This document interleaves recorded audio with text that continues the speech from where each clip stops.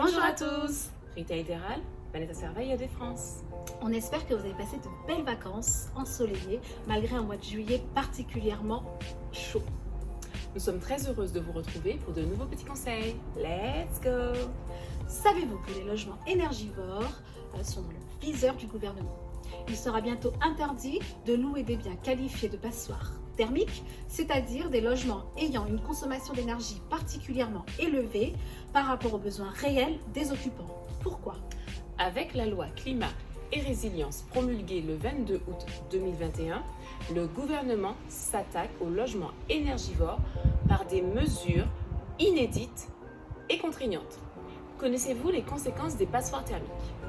Alors, une isolation insuffisante, une mauvaise ventilation et ou des équipements vétustes et énergivores entraînent une chaleur excessive pendant l'été, un grand froid pendant l'hiver, de l'humidité, des difficultés financières pour les locataires, une lourde facture énergétique, un risque sanitaire accru car malheureusement certains ménages se priveront de chauffage, sans compter les conséquences climatiques néfastes pour notre planète, avec une augmentation des émissions de gaz à effet de serre, mais également une dépréciation de tous les logements classés en F ou G.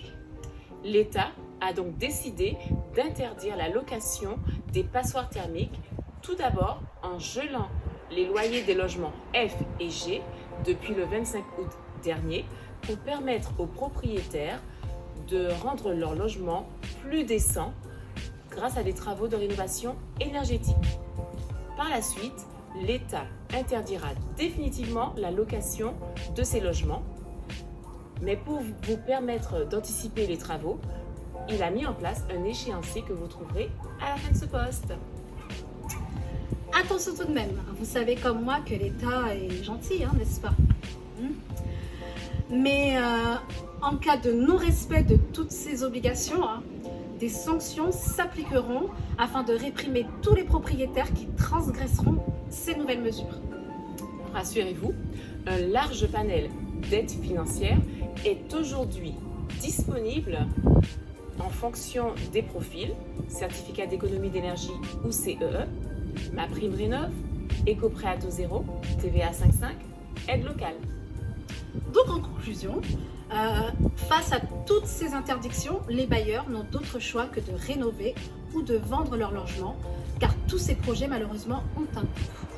Si malgré les aides de l'État, vous n'arrivez toujours pas à réaliser les travaux, la vente, elle, n'est pas soumise à interdiction. Mais il y aura une incidence ou des concessions à faire sur le prix. Et oui, vous avez aimé ce post? Likez et partagez-le. À bientôt. Ciao, ciao.